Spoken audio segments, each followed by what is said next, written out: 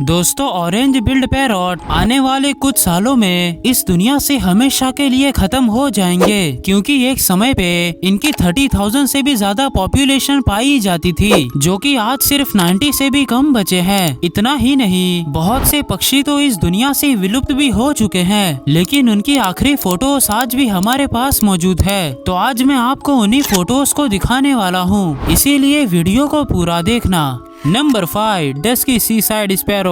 दोस्तों, आपने अपने घरों के पास चिड़िया को जरूर देखा होगा और आपने नोटिस भी किया होगा कि आज से चंद साल पहले इनकी तादाद बहुत ज्यादा हुआ करती थी, लेकिन आज के दिन ये बहुत ही ज्यादा कम हो चुकी है। डस्की सीसाइड स्पैरो भी स्पैरो की एक सब स्पीसीज हुआ करती थी, जो कि ईस्टर्न कोस्ट ऑफ फ्लोरिडा के इलाकों में पाई जाती थी। इनका कलर मॉडर्न डे स्पैरो से काफी ज्यादा डार्क हुआ करता था। इनकी डाइट इंसेक्ट और स्पाइडर पर बेस्ड होती थी। 1950s तक तो इनकी पॉपुलेशन काफी स्टेबल थी, लेकिन 1960 के बाद सब कुछ बदल गया जब नासा ने केनेडी स्पेस सेंटर के लिए कंस्ट्रक्शन स्टार्ट किया। तो उसी दौरान मॉस्किटो को कंट्रोल करने के लिए पेस्टिसाइड का खूब इस्तेमाल किया गया, जिस वजह से फूड चेन में बुरा असर हुआ और मैरिट आइलैंड पर इनका एक बड़ा हिस्सा तबाह हो गया, जिसके चलते 1968 तक सिर्फ 30 इंडिविजुअल ही बचे हुए थे। लेकिन फिर भी हैबिटेट लॉस लगातार होता रहा, जिससे 1980 तक सिचुएशन इतनी खराब हो गई थी कि सिर्फ 5 मेल्स बचे हुए थे और कोई भी फीमेल जिंदा नहीं थी। और ये जो फोटो आप स्क्रीन पर देख रहे हो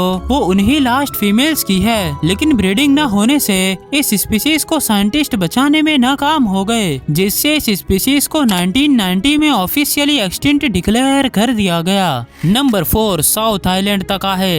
दोस्तों, साउथ आइलैंड तकाहे एक लार्ज फ्लाइटलेस बर्ड है जो सिर्फ न्यूजीलैंड के साउथ आइलैंड पर ही पाई जाती है। इसके पास कलरिंग फेदर्स और रेड बीक होती है। ये ज्यादातर अल्पाइन ग्रासलैंड में रहती है और उसी ग्रास को खाती है। बहरहाल 1898 में इंसान और प्रेडिएटर के शिकार करने की वजह से सिर्फ एक ही साउथ आइलैंड तका ही बची थी, लेकिन फिर इसे भी हंट कर लिया गया, जिसके बाद इस स्पीशीज को भी एक्सटिंक्ट मान लिया गया। लेकिन फिर 1948 में डॉक्टर जोफ्रे ऑर्बिल ने मॉरिशस माउंटेन में इसके छोटे से ग्रुप को डिस्कवर किया, जिसमें 200 से 300 मेंबर थे। जिसके बाद इन्हें बचाने के लिए कई प्रोग्राम शुरू किए गए, जिसके चलते आज के टाइम में लगभग 450 मेंबर्स मौजूद है। हाँ, ये अभी भी एंडेंजर्ड है, लेकिन अब इनकी पॉपुलेशन स्टेबल है। और ये जो आप फोटो देख रहे हो ये उन्हीं सर्वाइविंग साउथ आइलैंड तकाही की है।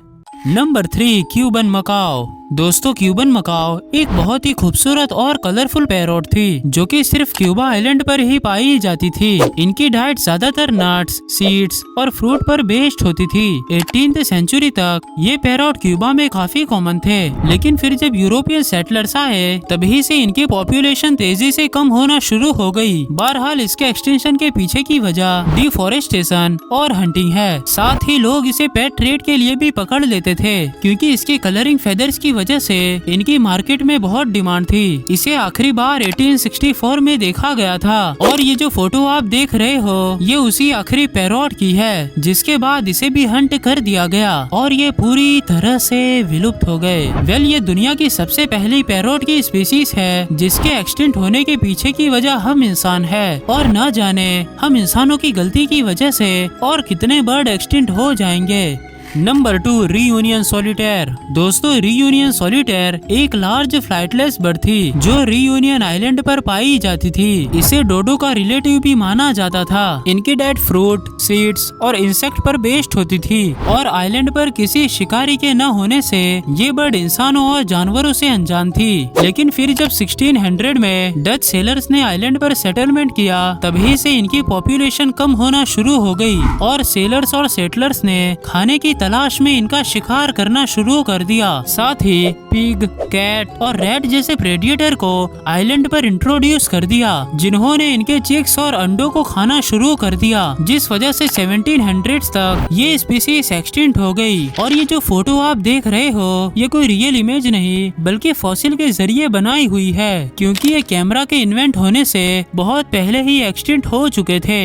Number 1, Canarian oystercatcher. दोस्तों, कैनेरियन ऑयस्टर कैचर एक शोर बर्ड थी जो सिर्फ और सिर्फ कैनेरी आइलैंड में ही पाई जाती थी। ये अपने ऑरेंज बिल की वजह से काफी रेयर थी और ये अपने इसी बिल से रॉक के बीच से सेलफिश को निकाल कर खा लेती थी। इनकी डाइट छोटे एक्वेटिक क्रिएचर्स पर बेस्ड होती थी। 1900 की शुरुआत से ही इनकी पॉपुलेशन बहुत तेजी से कम होने लगी थी, जिसके पीछे की वजह ह्यूमन हंटिंग और शेलफिश का ओवर हार्वेस्टिंग था, जिस वजह से खाने की कमी होने से 1913 के आने तक सिर्फ आखिरी मेंबर बचा हुआ था। और ये जो फोटो आप देख रहे हो वो उसी लास्ट मेंबर की है, जिसके बाद इसकी भी डेथ हो जाती है और इस स्पीशीज को भी ऑफिशियली एक्सटिंक्ट डिक्लेयर कर दिया गया। तो दोस्तों, उम्मीद करता हूँ कि ये वीडियो आपको अच्छी लगी होगी। अगर अच्छी लगी तो इस वीडियो को एक लाइक करके हमारे चैनल को सब्सक्राइब कर दीजिए। इसके पिछले पार्ट्स को देखने के लिए स्क्रीन पर दी गई वीडियो पर क्लिक करिए। मैं आपको वहीं पर मिलूंगा।